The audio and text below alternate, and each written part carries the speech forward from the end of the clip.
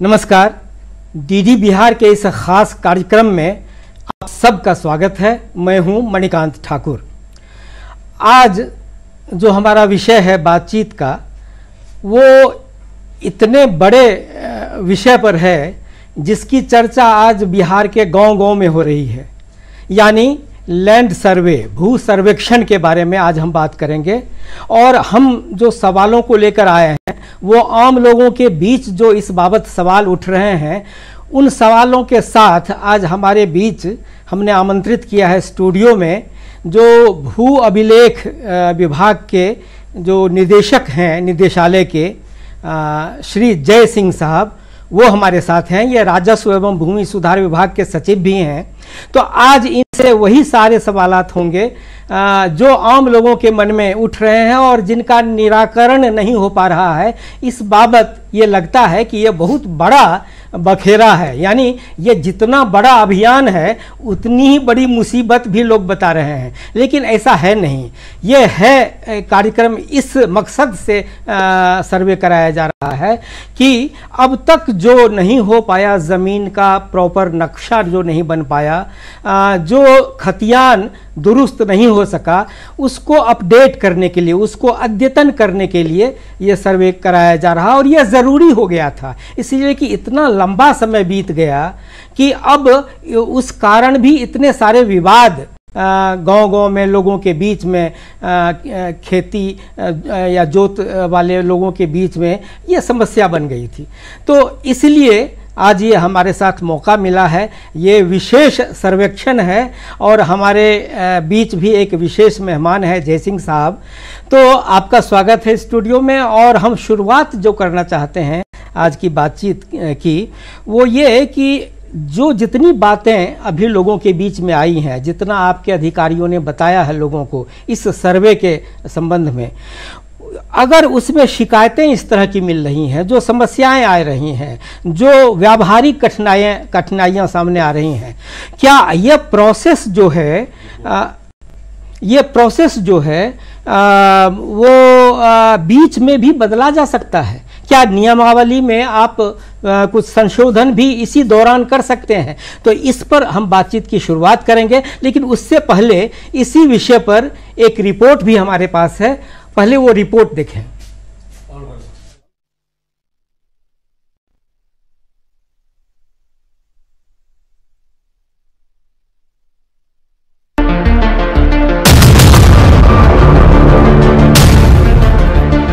बिहार में भूमि सर्वेक्षण चल रहा है। सबसे पहले बात करते हैं कि भूमि सर्वेक्षण है क्या। आपको बता दें कि भूमि सर्वेक्षण पुराने खतियान का नया अपडेशन है। ऐसा करने से जमीन की मिल्कियत स्पष्ट होगी। पिछले करीब 50 सालों में जमीन की काफी खरीद बिक्री हुई है, लेकिन पुराने खतियान में पुराना स्वामित्व ही दर्ज है। नए लोगों के नाम नहीं जुड़े हैं। नक्शे भी पुराने ही चल रहे हैं, जबकि उनका भी आकार बदल चुका है। ऐसी कई चीजें हैं जिनकी वजह से विवाद खड़े होते हैं, क्योंकि पिछले 5 दशक में कोई सर्वेक्षण नहीं हुआ, जबकि बड़े पैमाने पर जमीन की खरीद बिक्री हुई है, तो उसे अपडेट किया जाना है। भूमि संबंधी जानकारी ऑनलाइन कर दी जाएगी। लोग अपने बैंक खाते की तरह जमीन की जमाबंदी भी एक क्लिक में देख सकेंगे। बहुत सारे लोग हैं जिनके पास कोई आधिकारिक सूचना नहीं है, वो सारे लोग भी चारों तरफ अपना इलेक्ट्रॉनिक मीडिया के या डिजिटल चैनलों के माध्यम से अनेक तरह की खबरें प्रसारित कर रहे हैं। इसीलिए हम लोग विभाग की तरफ से बार बार अपील करते हैं लोगों से कि आप आधिकारिक रूप से किसी पदाधिकारी या कर्मी से बात कर उस स्थिति की जानकारी ले लें, उसके बाद ही अपना मंतव्य गठित करें। इससे संबंधित दूसरा सवाल है, बाहर रहने वाले रैयत कैसे भरेंगे फॉर्म? बिहार सरकार की राजस्व एवं भूमि सुधार की वेबसाइट पर ऑनलाइन आवेदन लेने की व्यवस्था है। इसलिए बिहार से बाहर रहने वाले लोग भी ऑनलाइन आवेदन कर सकते हैं। रैयत अपना स्वघोषित पत्र के साथ कागजात अपलोड कर सकते हैं। साथ ही ग्राम सभाओं और कैंप कार्यालयों में ऑफलाइन आवेदन दिए जाने का भी इंतजाम है। हालांकि सत्यापन के समय बाहर रहने वाले लोगों को थोड़ी परेशानी का सामना करना पड़ सकता है। दिल्ली, पंजाब या दूसरे जगह रहते हैं उन लोगों के बीच मन में एक आशंका हो गया है कि ऐसा तो नहीं कि इस सर्वे में जो हमारा जमीन है जो बंसावली के तहत मुझे मिला है या अन्य कारणों से किसी तरह हम लोग आपस में बंटवारा नहीं कर पाए हैं, तो फिर उसका सर्वे में होगा क्या? आप इतना निश्चित रहें, जो जिस जमीन पर रह रहे हैं, जिनका कब्जा जिस जमीन पर है, और अगर उनका ऑनलाइन रसीद कट रहा है, उनको कोई कागजात दिखाने की जरूरत नहीं। तीसरा सवाल, रैयत गड़बड़ी की शिकायत कहां दर्ज करा पाएंगे? बंदोबस्ती में खामियों के सुधार के लिए 3 मौके दिए जाएंगे। ड्राफ्ट पब्लिकेशन के बाद बंदोबस्ती शिविर में आपत्ति दर्ज कराई जा सकेगी। इसके अलावा कानून गो और बंदोबस्त पदाधिकारी के स्तर पर आपत्ति दर्ज करा सकते हैं। चौथा सवाल, रैयतों के आवेदन का सत्यापन कैसे करेंगे? रैयतों के आवेदन पर अमीन और कर्मचारी जमीनी स्तर पर सत्यापन करेंगे। पांचवा सवाल उठता है, रैयत को क्या करना होगा? रैयत को अपना कागजात ठीक करा लेना है। खेतों की मेड़ आदि भी दुरुस्त कर लें ताकि नए खतियान में मौजूदा स्थिति दर्ज की जा सके। रैयत को प्रपत्र 2 में स्वघोषणा पत्र में जमीन की पूरी जानकारी देनी है। इसके साथ ही मालगुजारी रसीद, LPC और जमीन पर स्वामित्व के कागजात जैसे बंटवारा पेपर, क्रय केवाला, दान, डीड या अन्य कागजात जो स्वामित्व से जुड़े हों। ऐसे रैयत जिनके दादा या परदादा के नाम से खतियान है, जो जीवित हैं या नहीं हैं, उन्हें प्रपत्र 3(1) में वंशावली बनाकर देनी होगी। इन सब कार्यों से आपका खतियान दुरुस्त होगा, साथ ही साथ आपका स्वामित्व भी बरकरार रहेगा। ब्यूरो रिपोर्ट, दूरदर्शन समाचार, पटना।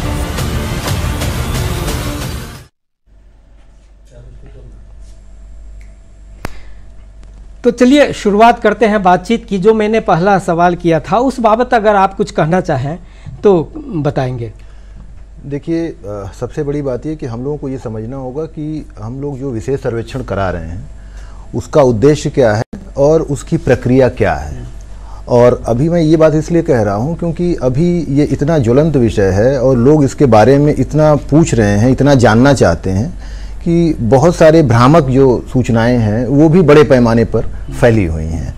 तो सबसे पहले तो हम लोग ये जान लें कि जब विशेष सर्वेक्षण हम कर रहे हैं उसके माध्यम से हम 2 कागजात बनाते हैं।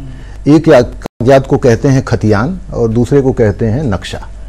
ये इस पूरे सर्वेक्षण में ये 2 दस्तावेज निकल कर आते हैं जो किसी ज़मीन पर आपका मालिकाना हक साबित करने के लिए उपयोगी सिद्ध होते हैं और सभी तरह के न्यायालयों में इनकी मांग की जाती है।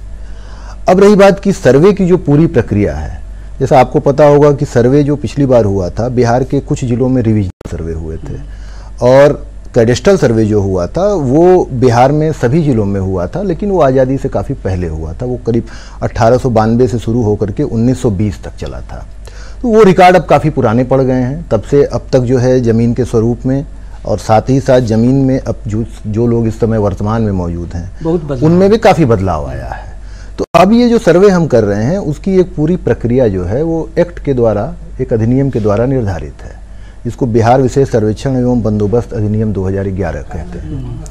इस अधिनियम में ये पूरी प्रक्रिया दी गई है और उसमें वो सभी चरणों का भी उल्लेख है जिन चरणों के द्वारा इस सर्वे को किया जाएगा। तो अभी वर्तमान में जो कार्य हम लोग सबसे पहले कर रहे हैं, आप सबको भी पता होगा, समाचार पत्रों के माध्यम से भी लगातार प्रचार प्रसार सरकार कर रही है। सबसे पहले हम लोग ग्राम सभाओं में ग्राम सभा का आयोजन कर रहे हैं, लोगों को जागरूक कर रहे हैं, उनको ये बता रहे हैं कि ये बिहार विशेष सर्वेक्षण हो रहा है जो आपके ज़मीन के जो रिकॉर्ड हैं उनको अद्यतन करने के लिए है।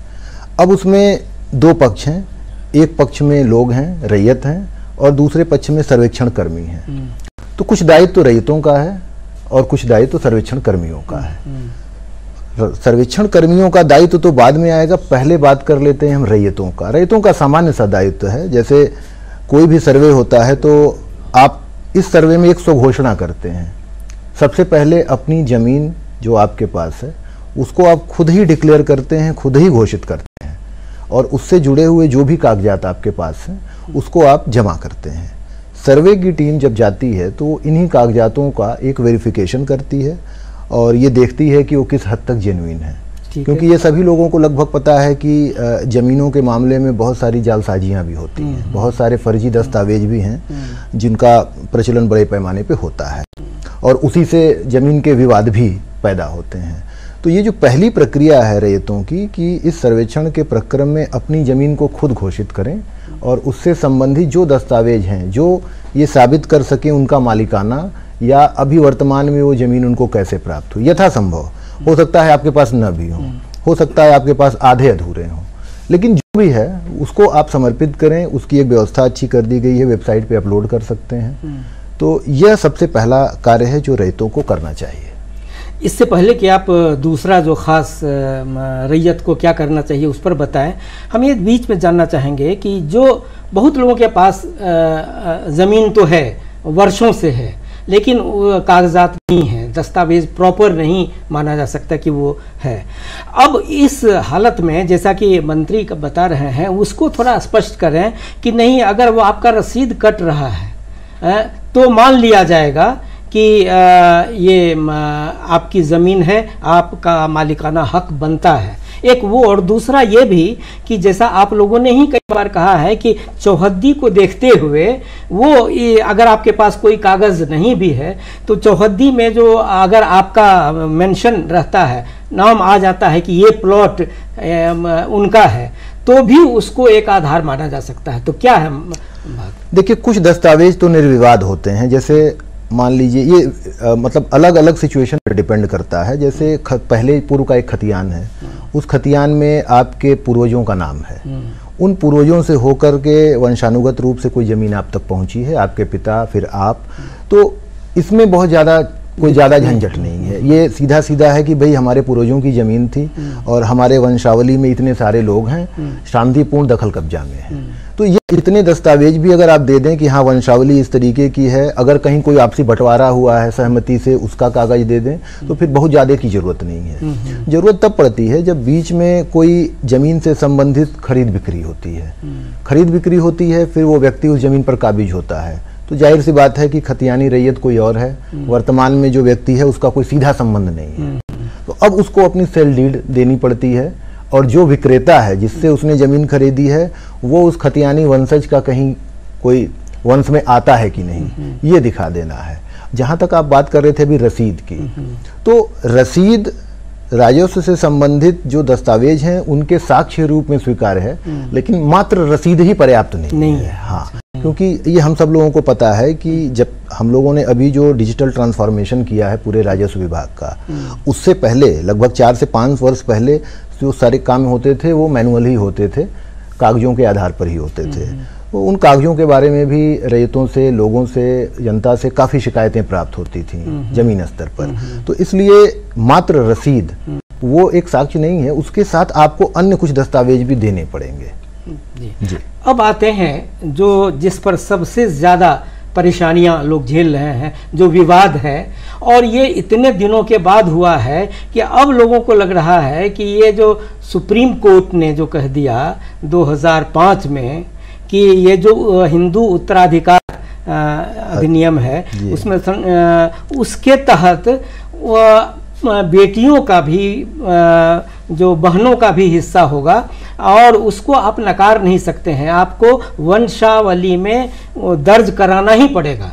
तो ये जो व्यवस्था है, जो मजबूरी है, ये इतनी दिनों के बाद लोग, इसलिए कि आम तौर पर समाज में ये चलन है या कह सकते हैं कि होता रहा है कि जो पुरुष सदस्य होते हैं उन्हीं के नाम पर बंटवारा होता है, बेटा के नाम पर, लेकिन बेटियों के नाम पर नहीं होता है, या बेटी बहू या बुआ जो भी है।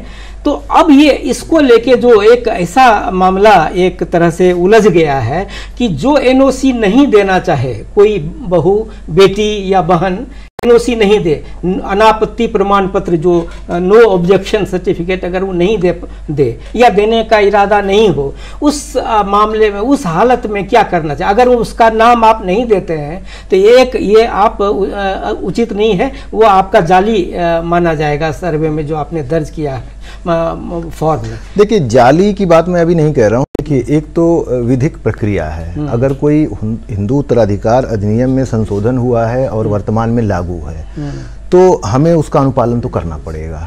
उसको कोई भी व्यक्ति रिजेक्ट नहीं कर सकता क्योंकि वो कानून है। अब अगर भविष्य में उस कानून में कोई परिवर्तन होते हैं तो वो अलग बात है, लेकिन वर्तमान में तो कानून मौजूद है, तो अभी तो वंशावली में वो जिक्र करना आवश्यक है। अब वंशावली में ऐसे सिचुएशन भी आते हैं, ऐसी स्थितियां आती हैं कि महिला सदस्य जो हैं वो स्वेच्छा से अपना दावा छोड़ देती हैं। लेकिन वर्तमान समय में ये भी देखा जा रहा है शपथ पत्र के साथ वो उनको दावा छोड़ना, हाँ, शपथ पत्र के साथ दावा छोड़ दें। मतलब ये स्थिति ना हो कि आप सर्वे में खतियान फाइनल करें, आगे बढ़ें और पीछे से कोई व्यक्ति उस पर आपत्ति कर दे कि नहीं नहीं इसमें तो हम भी हिस्सेदार हैं और हमारी कोई सहमति नहीं ली गई है।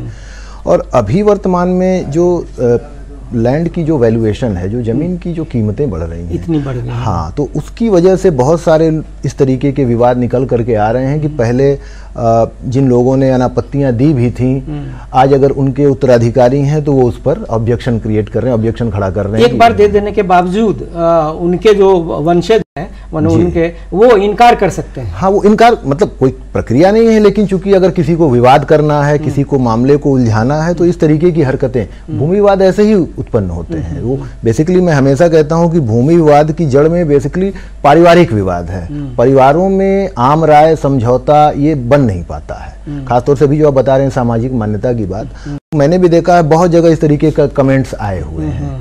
लेकिन अब हमारी मजबूरी है कि जो कानून है उसका अनुपालन करना पड़ेगा। अब कोई महिला सदस्य स्वेच्छा से अपना दावा छोड़ती है तो कोई दिक्कत नहीं है, तो उस हिसाब से सारे नहीं छोड़ने की स्थिति में विवाद बढ़ेगा, नहीं छोड़ने की स्थिति में विवाद अगर बढ़ेगा तो उस परिवार को खुद ही उसका निपटारा करना पड़ेगा। ये तो कोर्ट की शरण में जाना होगा। बिल्कुल, अगर कोर्ट की शरण में जाना टाइटल पड़ेगा, सूट का या इसका सिविल सूट का इतना मामला बनेगा कि अभी जो केसेस हैं कोर्ट में पेंडिंग, उससे भी बड़ी तादाद दुगुनी तिगुनी हो जाएगी। अच्छा, आप मुझे ये बताएं कि मान लीजिए कि ये सर्वे नहीं होता, ठीक है, तो क्या महिला सदस्य अगर अपने दावे का कोई मतलब अपने अधिकार का दावा करती तो क्या आप उसको मना कर देते अगर वो कोर्ट में जाती? जैसे बहुत सारे मामले दिया है तो आप क्या करते उसमें? सर्वे को अलग कर दीजिए। मान लीजिए कि एक परिवार में है महिला सदस्य या उसके उत्तराधिकारी आज अपना हिस्सा मांग रहे हैं और वो सिविल सूट में जा रहे हैं, तो क्या आप उनको रोक सकते हैं? नहीं रोक सकते हैं। सिविल सूट में जाएंगे, कोर्ट में जो डिसीजन होगा उसका पालन करना होगा, उसकी जो डिग्री होगी मानना होगा। राज्य स्तर पे संशोधन की कोई गुंजाइश है क्या इसमें?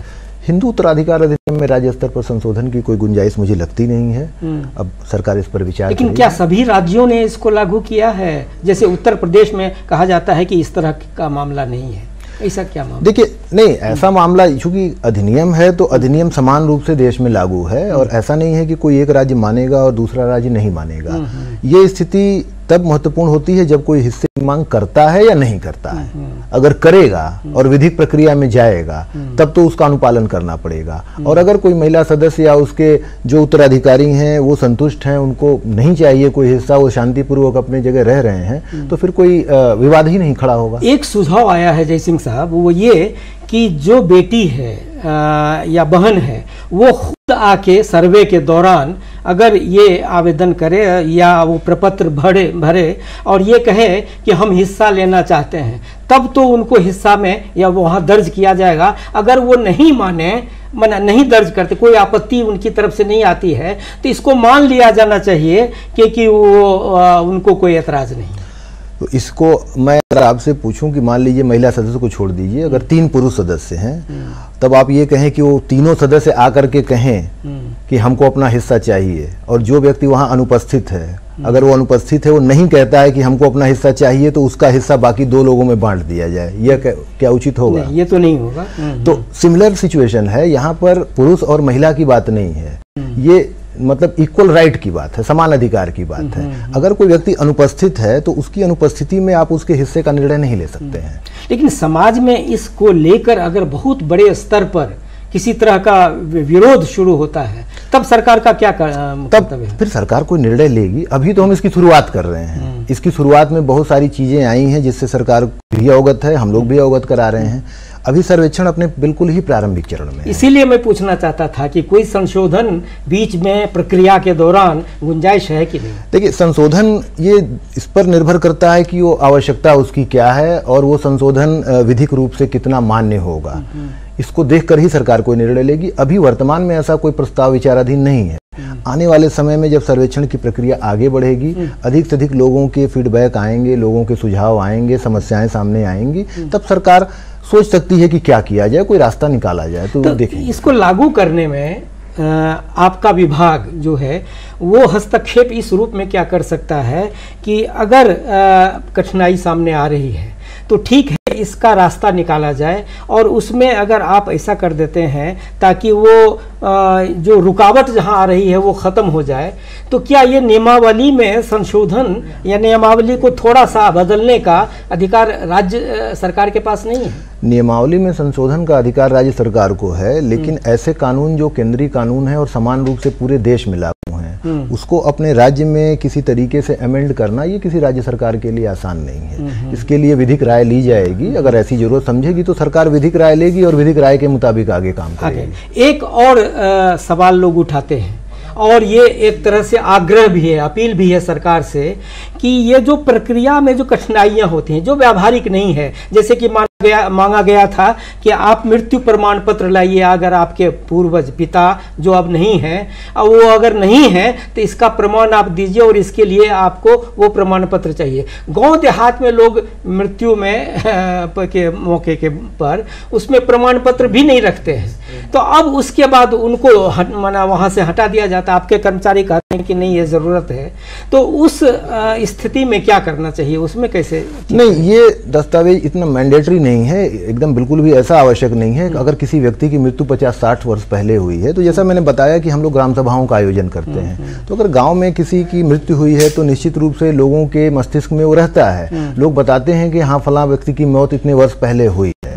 तो ऐसा नहीं है कि मृत्यु प्रमाण पत्र नहीं रहेगा। हम लोग भी समझते हैं कि जो 60-70 वर्ष पहले मर गए हैं उनका मृत्यु प्रमाण पत्र आज के दिन कहाँ से आएगा, लेकिन उनकी मृत्यु के पश्चात जो उनके वंशज हैं, वो वंशज अगर आपसी समझौते के साथ एक साधारण सा बंटवारा पे सहमति से सिग्नेचर करके दे देते हैं, तो मृत्यु प्रमाण पत्र की भी आवश्यकता उसकी जरूरत नहीं, वो मैंडेटरी नहीं। गांव पंचायत के लोग अगर उसको मान देते हैं या प्रमाणित कर देते हैं तो उसमें कोई दिक्कत नहीं है, ऐसी कोई दिक्कत नहीं है। तो वंशावली बनाने में जो समस्याएं आती हैं उसमें आपको नहीं लगता है कि कोई खास बात है, वो आसानी से किया जा सकता है? वंशावली में अगर कोई ये सुझाव दे कि कहाँ दिक्कत आ रही है, वंशावली का सीधा सा क्या मतलब? एक जेनोलॉजी है जिसमें कि ऊपर वंश वृक्ष में एक टॉप एक आदमी रहता है, उसकी सारी संतानों के नाम रहते हैं और वर्तमान तक वो चला आता है, तो इसमें क्या दिक्कत हो सकती है बनने में, वंशावली बनाने में? तो आज हमारे पास इतना ही वक्त था आपसे बातचीत का, और हम समझते हैं कि इसका फ़ायदा लोगों को मिलेगा।